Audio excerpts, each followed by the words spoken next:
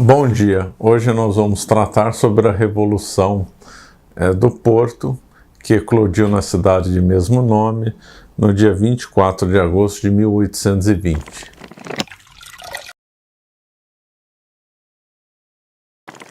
Essa revolução se espalhou depois para Portugal, teve cunho totalmente liberal e os desdobramentos dessa revolução vão gerar muitos efeitos, não só em Portugal, como também no Brasil.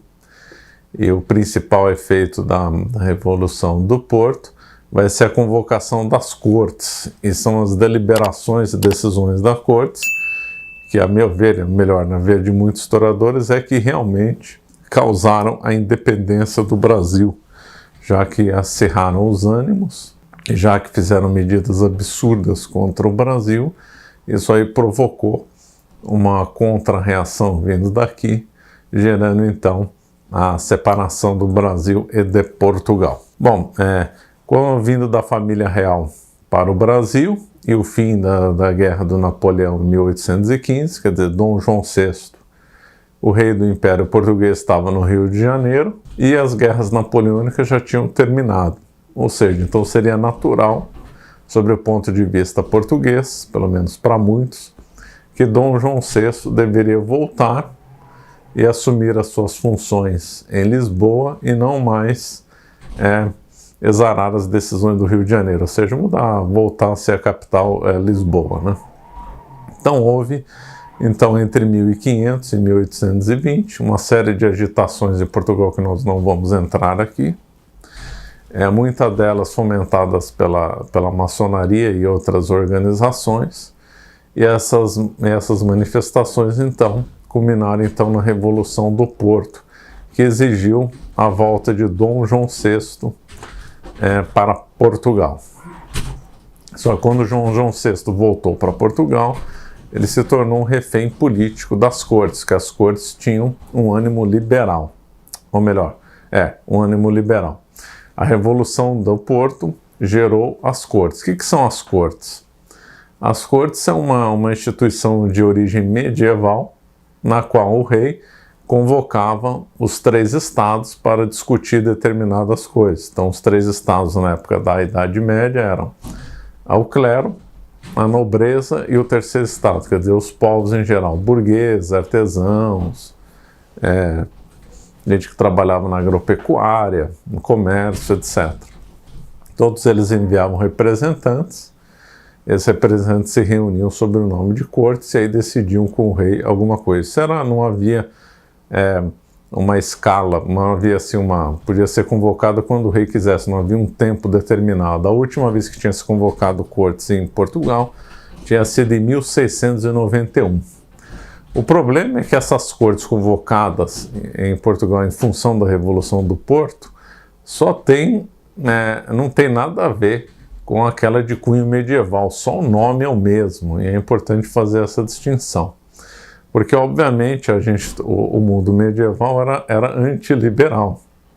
E se a Revolução do Porto pugnava por ideias liberais, pugnava por Voltaire e Montesquieu, que foram lidos e discutidos durante as reuniões das cortes, então nós vemos que eram princípios conflitantes que guiavam um e outro, ou seja, os princípios que guiaram as cortes de 1821 em Portugal eram muito diferentes dos princípios que guiaram as cortes até 1691. Um pertencia a uma ordem antiga, monárquica, descentralizada, católica.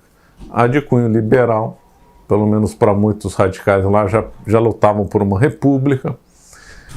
Os moderados lutavam por uma monarquia constitucional. Monarquia constitucional é muito diferente da monarquia feudal, também chamada de monarquia orgânica. Então, eles lutavam não por uma reforma do Estado, mas sim por um novo Estado. Ora, então, as cortes, na realidade, essas cortes de 1821, elas têm alma de Assembleia Constituinte. Então, volto a frisar, o nome cortes, na realidade, é impróprio. Embora foi usado como tal, e hoje está nos livros e é certo usar porque foi a designação antiga, na realidade, substancialmente, ela foi uma Assembleia Constituinte, porque ela fez uma inovação, ela propôs um novo Estado e uma nova forma de organização, coisa que não teria sentido nas cortes antigas, né? Então, acho que aqui já deixei bem claro.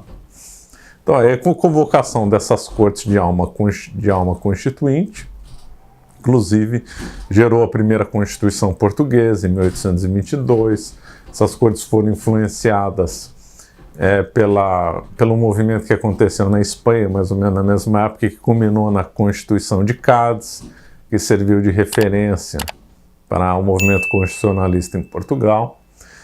Então essas cortes fizeram um monte de deliberações, exigiram a volta de Dom João VI para Portugal, depois exigiram a volta de Dom Pedro I para Portugal, e aí que Dom Pedro resistiu foi o famoso Dia do Fico. Foram convocados deputados, o Brasil enviou seus deputados, se não me engano, Portugal tinha direito a 100 deputados e o Brasil 67 deputados. Também foram convocados deputados da África e da Ásia também. A curiosidade é que 30% dos deputados do Brasil eram padres, o que aí mostra o caráter que o Brasil era muito católico e a igreja muito ligada ao Estado no Brasil. De fato era ligada do ponto de vista jurídico, mas na prática também era, né? Então era uma coisa de fato e de direito. Então, inclusive quando os brasileiros foram se reunir nas cortes, em Portugal, foram saudados como portugueses do além-mar, mas infelizmente depois os ânimos se acirraram, né? Inclusive quem foi para lá foi o Cipriano Barata, né, um agitador, chegou aí para lá. Então aí os ânimos nas cortes entre brasileiros e portugueses estavam muito acirrados, os tempos já haviam mudado.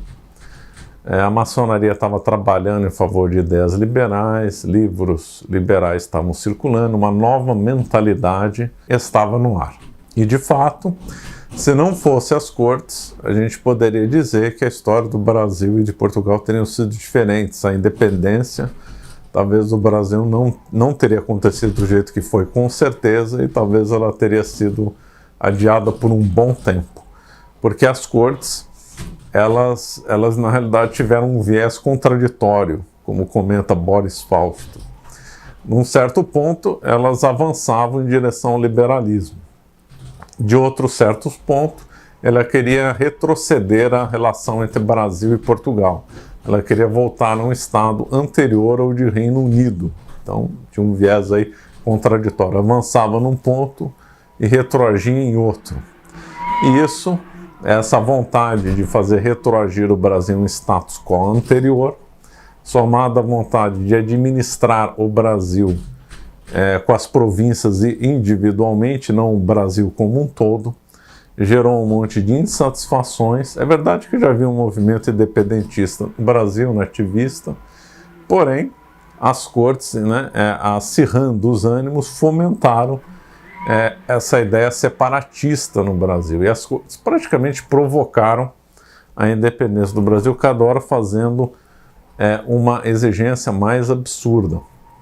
E aí, quando Dom Pedro I, aí nas vésperas da independência, recebeu orientações vindas das cortes, que eram absurdas, né, exigindo a volta dele, fazendo ele praticamente um príncipe de fantoche, exigindo a administração separada no Brasil, exigindo a extinção de determinados órgãos administrativos feitos por Dom João VI aqui no Brasil. Então eram medidas completamente absurdas que parece que as cortes queriam realmente a independência do Brasil. E alguns deputados lá de Portugal, não do Brasil, falavam, então pode deixar o Brasil independente. As cortes provocaram a independência do Brasil.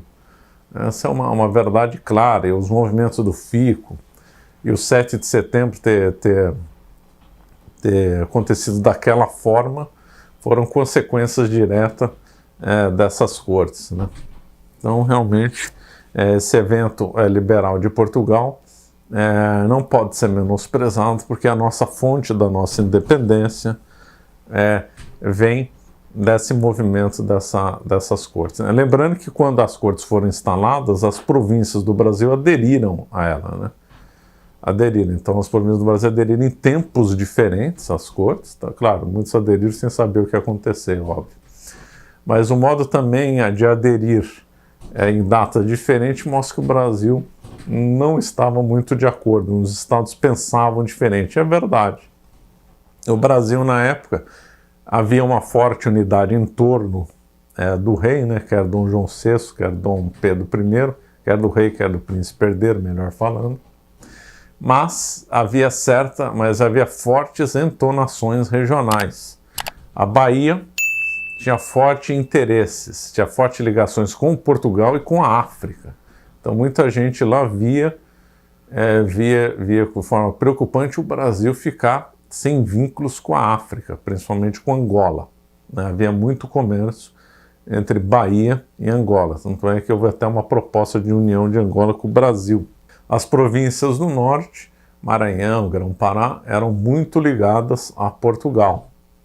E aqui, o Rio de Janeiro, obviamente, onde estava Dom Pedro I, pensava por si mesmo, tinha um movimento muito ligado ao imperador, mas São Paulo, Minas Gerais, já tinha uma certa independência em relação a Portugal. E Cisplatina era uma fonte de atritos, né, histórico por causa da Espanha, então lá também teve muito atrito de movimentos pró-Brasil e pró-Portugal. Então o Brasil ficou meio dividido quanto à questão das cortes e quanto à questão do liame com Portugal.